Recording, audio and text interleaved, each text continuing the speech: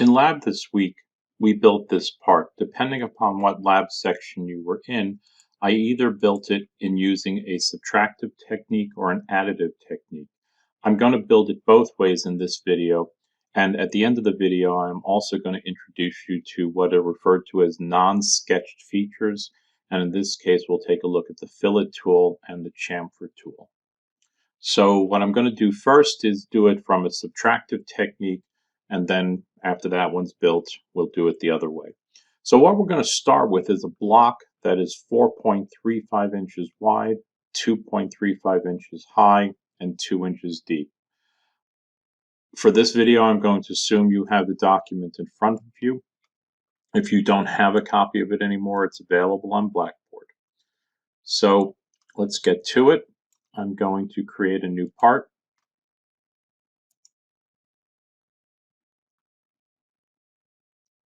I'm going to sketch on the front plane, make my block,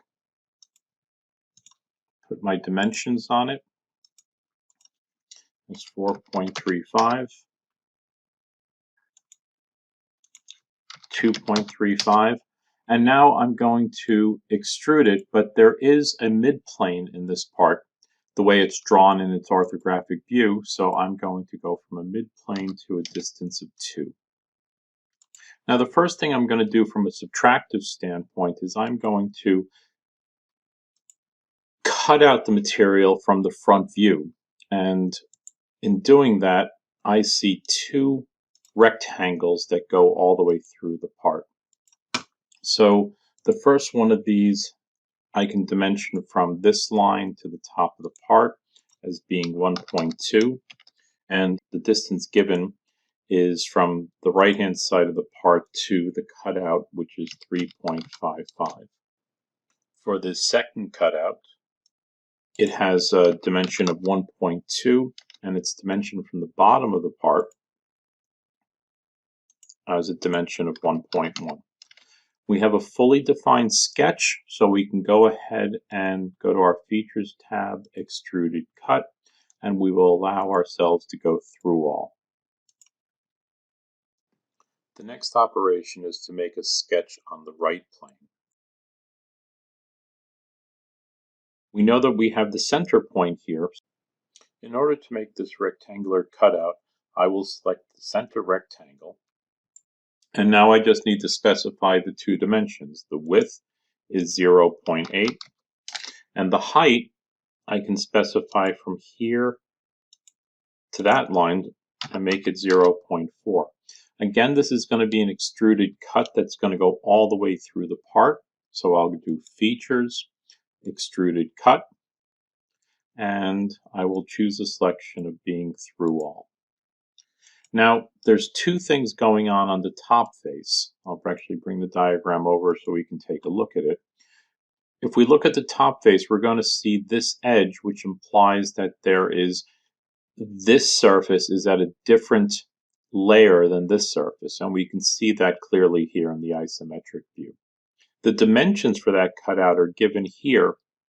So what I'm going to do here is look at this little square section that we can remove. I'm going to make a sketch on the top face, and I'm going to go down till it intersects this face. So we'll make a left-hand click on the top surface. We'll do Sketch. Now there is symmetry here, and I'm going to make use of that. I'm going to use my corner rectangle, but instead of just clicking anywhere, I'm going to find the midpoint. I'll select there and make sure that I touch the other surface. And now once I do that, I can put a dimension in. I'll do right click and select here and that line, and that distance from the front view that we have is 2.45. Now I'm going to do an extruded cut, but I'm going to do it in a special manner, not through all, not down to a specific distance, but I can choose the option of up to surface. And I want this extruded cut to go down to this surface. So when you choose the up to surface option, it opens up a new box here, and this icon is to indicate that you're selecting some type of surface. And I'm just going to select that surface. It shows me what the cut's going to be, and I'm going to say, okay, that's what I want. The last thing we need to do is to make a sketch on the top plane.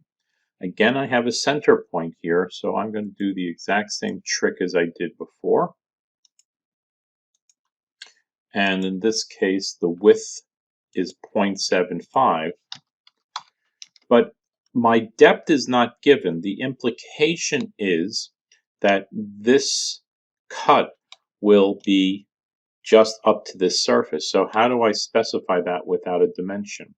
Well, one of the ways you can do that, this is a pickable line, and I can tell this line it needs to be collinear with that. So let me get out of the Smart Dimension tool. I'll select that line, hold down my Control key, and select this line. And I have the option to make them collinear.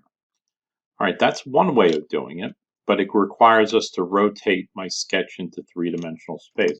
So I'm going to go back to the sketch plane, and I'm going to do that by left-clicking on the sketch and saying I want to go normal to it again.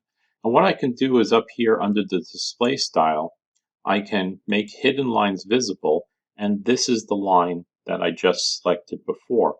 So in this case, I can again select it, hit the Control key, select it, and make them collinear. And then I can go Features, Extruded Cut, again selecting Through All, and the part is done. I can go back and make my view shaded again and verify that the part looks like it should. I can hit Control 7 and put it into an isometric view.